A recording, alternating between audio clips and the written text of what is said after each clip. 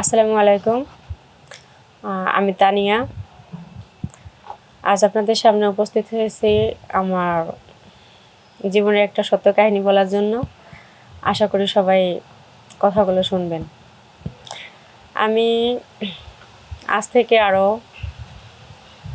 3-4 বছর আগে যখন ক্লাস 9-এ পড়ি, তখন আমি মোটামুটি ভালো ছাত্রী ছিলাম। তারপরও আমার একজন প্রাইভেট টিচার ছিল, আমাকে রেগুলারলি তিনি প্রাইভেট পড়াইতেন।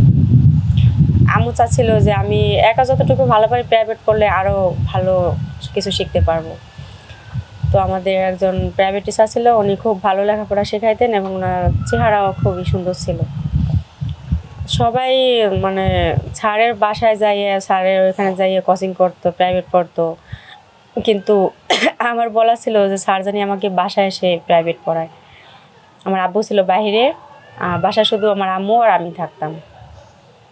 তো স্যারকে বলার পরে স্যার তখন বললো যে ঠিক আছে, তোমার যখন আসা যাওয়ার লোক নাই তোমার সাথে, একলা কীভাবে যাওয়া আসবে, আমি তোমার বাসায় যেয়ে তোমাকে প্রাইভেট পড়াবো। তখন আম্মু আমাকে বলে যে ঠিক আছে, তাহলে তোমার টিচারকে বলো যেন বাসায় এসে তোমাকে পড়াই দেয়। পরে আমার প্রাইভেট টিচার আমার বাসায় আসতো, আইসা আমাকে প্রতিদিন প্রাইভেট পড়ায় চলে যাইতো। তো মাঝে মধ্যে ওই আম্মু আবার সবসময় শাড়ি পরতো, কি কুচি দিয়ে শাড়ি পরতো, গ্রামের বাংলা শাড়ি আম্মু পরতে চাইতো না, একটু সাজগোজ করে থাকতো যেহেতু বিদেশির বউ। তো আমি বলতাম যে আব্বু বাড়িতে নাই, তুমি এত সাজগোজ কেন করো? বলে যে আমার ভালো লাগে, সাজতে ভালো লাগে। না, আমি আর কিছু বলতাম না, যে সাজতেই পারে, আম্মু তো এমনিতেই সুন্দরী। তো আমার স্যার যখন আসতো মাঝে মধ্যে আম্মুকে বলতো যে এক গ্লাস পানি দিবেন বা কিছু ফল টল খাইতে দিবেন। এমনিতেই আম্মু চা নাস্তা করতো, তারপরেও আম্মুকে আবার দেখার জন্য স্যার ওই ডাক দিত যে আমাকে এক গ্লাস পানি দিয়ে যান বা আরেকটা চা দিয়ে যান। তখন আম্মু দিত, আর দিয়ে আম্মু কী করতো, ওই সাথে সাথে চলে যাইতো না। আমি পড়তেছি লিখতেছি, আম্মু ওই স্যারের পাশে বসতো, আমার পাশেও বসতো না। আমি আর কিছু মনে করতাম না, হয়তো বা আম্মু পড়া দেখতেছে যে আমি ঠিকমতো লেখাপড়া করি কিনা বা দুষ্টুমি করি কিনা।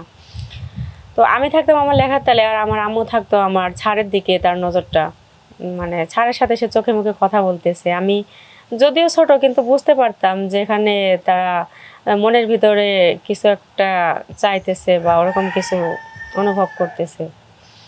তেমন করতে করতে স্যার একদিন কি করলো, আমাকে পড়াইতে পড়াইতে সন্ধ্যা হয়ে যাচ্ছে, তবু স্যার যাইতেছে না, শুধুই পড়াইতেছে। তো আমি বললাম, স্যার আপনি এত সময় নিচ্ছেন কেন, আপনি বাসায় যাবেন না? তো স্যার বললো, না আজকে আর বাসায় যাবো না, আজ তোমাদের বাসায় থাকবো। আমি বললাম, না স্যার, আপনি বাসায় না গেলে আপনাকে বাসা থেকে কিছু বলবে না? তখন বললো, না কিছু বলবে না, আমার বাসায় কেউ নাই। পরে আমি বললাম, ঠিক আছে, তাহলে আমাদের তো রুম অনেকগুলো আছে, আপনি থাকবেন আমাদের বাসায়।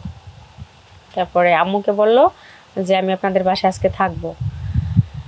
আম্মু কি করলো, স্যারের জন্য গরুর মাংস, পোলাও টোলাও রান্না করে সেই আদর যত্ন শুরু করে দিল, মনে হলো যে দাওয়াত করে আনছি তাকে আমাদের বাড়িতে, এরকম একটা অবস্থা। স্যার যে বিপদে পড়ে রয়েছে, যে বাড়িতে যাইতে পারবে না, রাত হয়ে গেছে, ওইটা আম্মু মাথায় নেয় নাই। আম্মু তাকে আদর যত্ন করে খাওয়াইছে। এমনকি রাত্রে কি করছে, ওই স্যারকে আলাদা রুম দেয় নাই, আম্মুর রুমেই ওনারা বলা বলি করছে যে আমরা এক রুমে থাকবো। আর আমি ওটা জানতাম না যে ওনারা এক রুমে থাকবে। তখন আমি লেখাপড়া শেষ করে আমার রুমে আমি ঢুকে গেছি।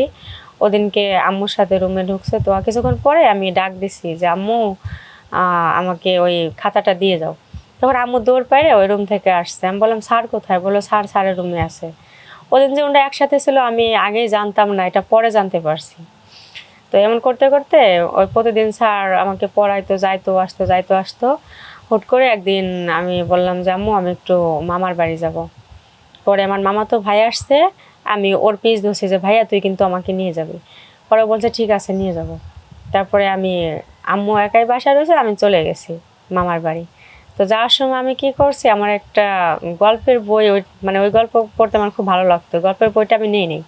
তো যাওয়ার পরে আমার মামা তো ভাই আরেকটা ছিল, ও বলতেছে কি যে তুমি কি ওই গল্পের বইটা আনছো? আমি বলছি না আনিনি, তাড়াতাড়ি চলে আসছি তো।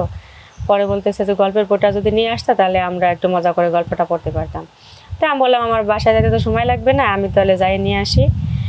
কথা বলে আমি আবার বাড়ির দিকে আসছি। তো এই ফাঁকে যে আমার টিচার আসছে আমাকে পড়ানোর জন্য, আমি জানিও না টিচার আসছে। আমার আম্মু কী করছে, টিচারকে যাইতে দেয় না, বলছে আমার মেয়ে বাড়িতে নাই, আজকে তুমি থেকে যাও। মানে তাদের ভিতরে একটা অন্যরকম সম্পর্ক হয়ে গেছে। তখন ওই টিচারও কী করলো, আমাদের বাড়িতে রয়ে গেছে, কিন্তু সে জানতো যে আমি বাড়িতে নাই, আমার আম্মু বলছে, তারপরেও তার থাকার কিন্তু প্রয়োজন ছিল না আমি মনে করি।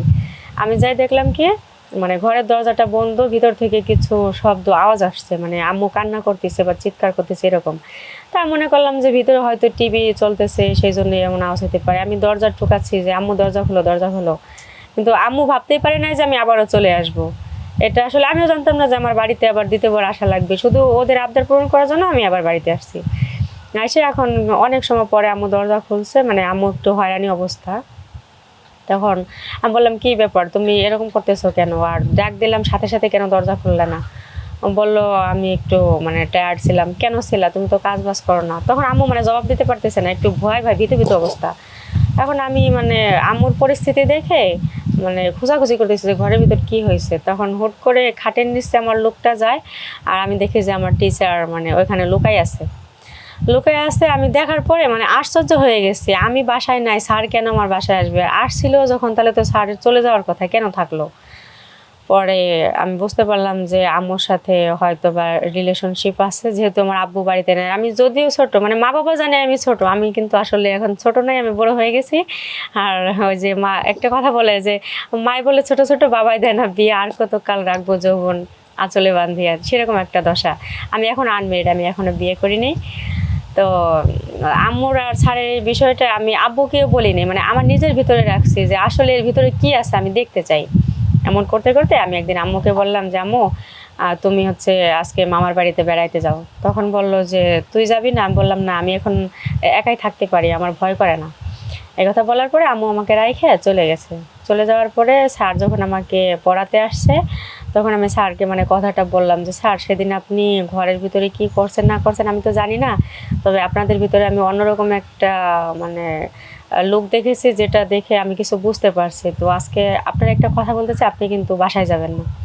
পরে বললো, তোমার আম্মু বাসায় নেই, আমি কেন থাকবো? আমি বললাম, না, সেদিনও তো আমি ছিলাম না, আপনি আমার আম্মুর সাথে ছিলেন, তাহলে আজকে আপনি আমার সাথে থাকবেন।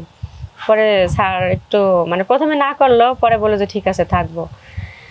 এই কথা বলার পরে স্যার মানে পড়াটরা শেষ, সন্ধ্যা হয়েছে, স্যারকে যাইতে দেই নেই, স্যার রয়ে গেছে। তারপর রাত্রে আমি বললাম যে, স্যার, আপনি কিন্তু আলাদা রুমে থাকবেন না, আমার সাথে থাকবেন।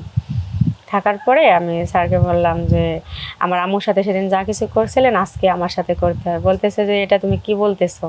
আমি বললাম, আমি কিছু জানি না, আমি শুধু ওই জিনিসটাই বলতেছি যে আপনি যা কিছু করছেন আমার সাথেও করতে হবে। তখন স্যার মানে প্রথম না করছে, পরবর্তীতে দেখছে যে এটা তো বড় একটা সুযোগ। আগে মানে এর মাকে পাইছে, আর এখন মেয়ে তো মেয়েই, মেয়ে তো অন্যরকম। এই কথা বলার পর স্যার তখন বলতেছে, ঠিক আছে, আমরা একসাথেই থাকবো। একসাথে রয়েছি আমরা রুমে, মানে স্যার এমনভাবে আদর করতেছে যে মনে হয় না আমি আমার বাসায় আছি, না স্যারের বাসায় আছি, না অন্য কোথাও আমার নিয়ে গেছে। ওই আকর্ষণটাই আমি মানে বলতে পারতেছি না, এমন একটা ফিলিংস আমার ভিতরে চলে আসছে যে স্যার আমাকে সুখ দিতে দিতে একদম অন্য পর্যায়ে নিয়ে গেছে। তখন আমি বুঝতে পারলাম যে কেন আম্মু এত আদর করে। যেখানে আব্বুর একবারও বলে যে তুমি দেশে আসো, বেড়ায় যাও, হ্যান ত্যান, আমাকে দেখে যাও, শুধু কি করে আব্বুরে বলে টাকা পাঠাও, এই মেয়ের খরচ আছে, হ্যান আছে, ত্যান আছে, আর স্যারকে নিয়ে সময় কাটায়। আসলে স্যারের ভিতরে যে এত কিছু ছিল, আমি যদি না মিশতাম তাহলে বুঝতেই পারতাম না যে একটা ছেলের সাথে একটা মেয়ে মিশলে কি হইতে পারে, আর তারা কত পর্যায়ে যাইতে পারে। আর আমি একটা কথা বলতে চাই, স্যারের সাথে যেটা করছি এটা আবেগের বিষয় করে ফেলছি, আর সামনে আর করতে চাই না। এখন আমি ভালো থাকতে চাই। আমার আম্মু কী করে না করে সেটা আমার দেখার বিষয় নয়, কারণ আমার আব্বু যেহেতু দেশে নেই, আমি একটা মেয়ে মানুষ, আমি বুঝি যে আরেকটা মেয়ে কী চাই। সেক্ষেত্রে আমি আমার আম্মুকে কিছু বলবো না। আমি মনে করি যে আমার আম্মু নিরপরাধ বা পরিস্থিতির শিকার, যে সে তার যৌবনটা ধরে রাখতে পারতেছে না। আর আমি এখনও আনমেরিড, আমি বিয়ে করি নেই। তো সামনে চাচ্ছি যদি কোনো ভালো ছেলে পাই তাহলে আমিও বিয়ে করে ফেলবো খুব তাড়াতাড়ি, কারণ স্যারের আদর আমি ভুলতে পারতেছি না। এটাই ছেলে একটু শিক্ষিত টাইপের লাগবে, যেহেতু আমরা একটু উচ্চ পরিবারের। আর আমার বাবা যে কোনো ছেলের সাথে আমাকে বিয়ে দেবে না, আর হয়তো বা বাবার পছন্দে বিয়েটা করতে হবে। আর তার আগে যদি কাউকে আমার ভালো লাগে বা ভালোবেসে ফেলি, তাহলে আমি বাবা মাকে বলবো যে আমি ওকে বিয়ে করতে চাই। এখনও কারোর সাথে আমি রিলেশন করি নাই, তবে আশা আছে ভালো ছেলে পাইলে করব, আর ফ্যামিলি মতো আমি বিয়ে করতে চাই।